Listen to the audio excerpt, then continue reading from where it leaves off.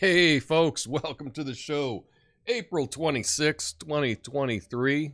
My name's Tom Coffey, and as always, I'm streaming live on rumble.com/coffeeandnuance/live. You can always find me there and on the YouTubes. Today, we're going to be talking about something that's near and dear to all our hearts, childhood memories. Now, I know what you're thinking, Tom. What could be wrong with our childhood memories? They're precious, they're innocent, they're untouchable. Well, hold on to your hats, folks, because sometimes the things we learned as children were just plain wrong. And today, we're going to challenge those beliefs because, let's be real, folks, sometimes we got it wrong. And by sometimes, I mean most of the time. Now, let's start with the classic, the alphabet song. We learned it as A, B, C, D, E, F, G, right? You know the tune. Do you know it was actually borrowed from something like Twinkle, Twinkle, Little Star? That's right. ABC song is just a remix. Oh, and hold on. What if I told you that that was actually popularized, the melody, by Mozart? What? Yeah. And the American National Anthem? That's a remix too. It was an English drinking song. Now, science, it's fair game. Remember when they told us Pluto was a planet?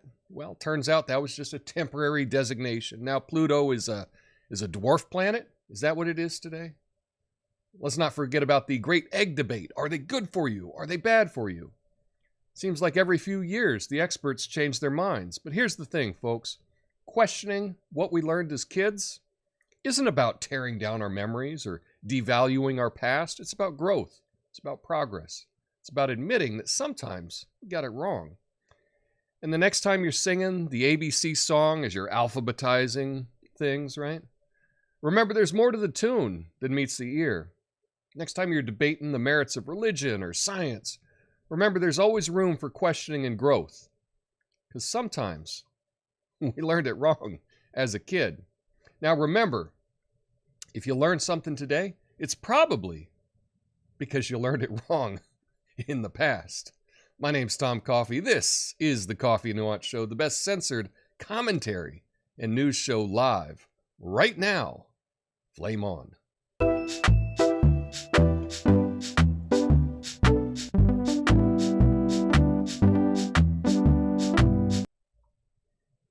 All right. That's not the picture I want, but that's the picture I have. How about that? Get rid of that. Okay. My goodness. Get it together, Tom. Get it together.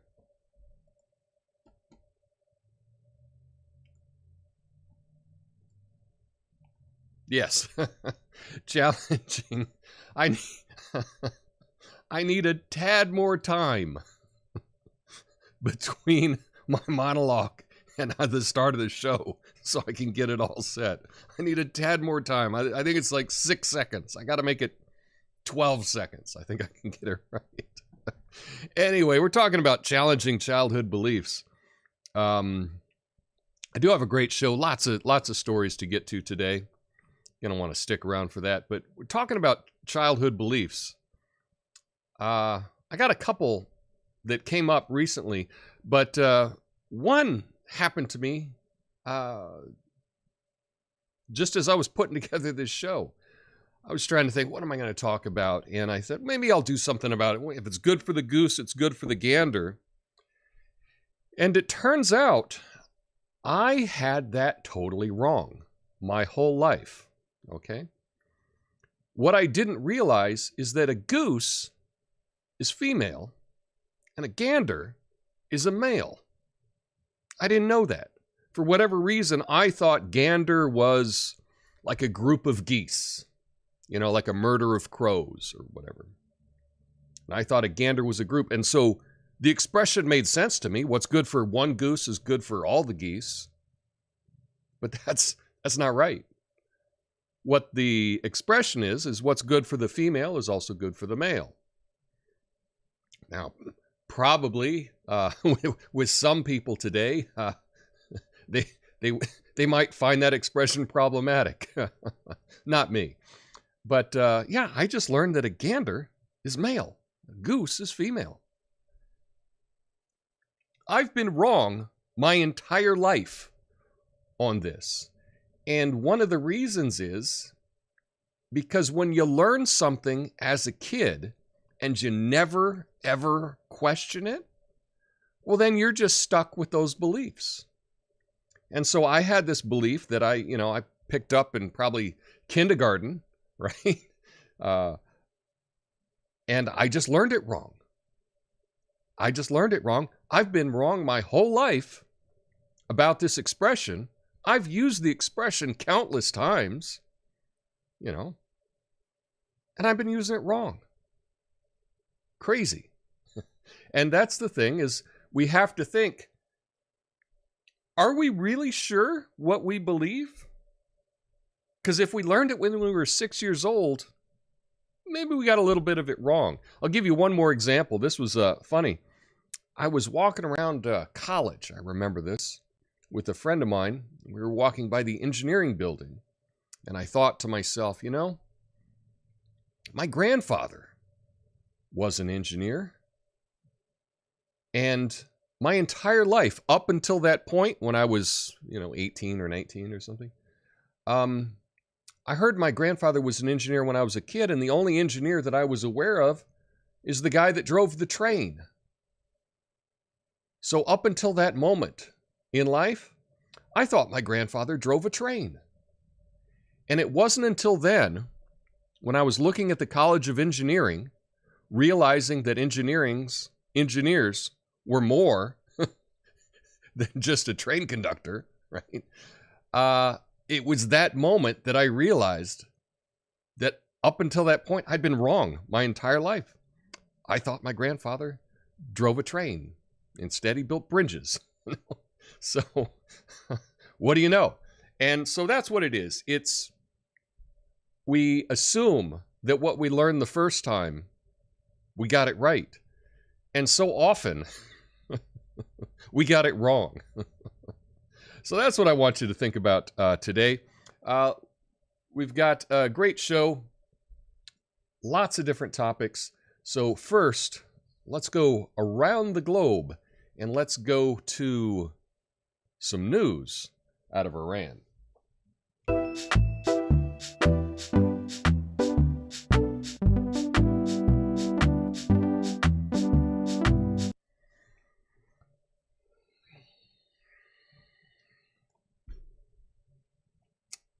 An Iranian court has ordered the U.S. government and several individuals and entities, including former President Barack Obama, to pay compensation for the 2017 attacks in Tehran carried out by ISIL. The court said $9.95 million needed to be paid to compensate for financial damages, while $104 million and $199 million were for moral and punitive damages, respectively. Those convicted include the U.S. government, Obama, former President George W. Bush, Central Command, the CIA, and the Treasury Department. Yeah. Also, weapons manufacturer Lockheed Martin and the American Airlines Group. None of the entities are believed to hold assets under Iranian control that could be seized. So, that's kind of interesting news. And I'll tell you what makes it even more interesting. So our government and some of our former leaders have been found guilty in an Iranian court. They owe lots and lots of money. Seems like that should be news, shouldn't it? Well, I got this story from Al Jazeera, who was reporting on it. But it's funny. Can't find the story anywhere else. It's not in the New York Times. It's not being covered by NBC. Not in the Wall Street Journal. Not on any of the corporate news in America. Seems like it's a big deal, doesn't it? foreign country has a judgment, found our country guilty of terrorist acts. Apparently it's not news. Because, you know, if a story is not reported on, did it actually happen? You know, that's the question. So that's why I bring you the story, so that perhaps you may know, oh, maybe, just maybe, our corporate news is not telling us everything that's happening in the world. And this is just another example of it. So, yeah, what do you think about that? Let me know in the comments. And as always, stick around for the after show where I'll be going through your comments. That's after I play the outro music. I will go through all the comments on YouTube and the comments on Rumble as well. So, yeah.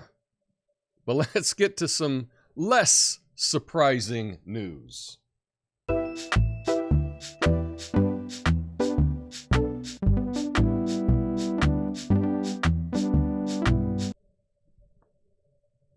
Senator Bernie Sanders has said that he will not run for president again and will instead endorse his good friend, President Joe Biden's re-election bid. Sanders, who is Biden's chief rival in the 2020 Democratic primary, also discouraged other high-profile progressive candidates from running. His decision indicates that the progressive wing of the Democratic Party will likely unify behind Biden's bid in 2024, even if they're not particularly excited about him. So this should really come as no shock to anyone. It's one of those things of Charlie Brown in the football, right? How many times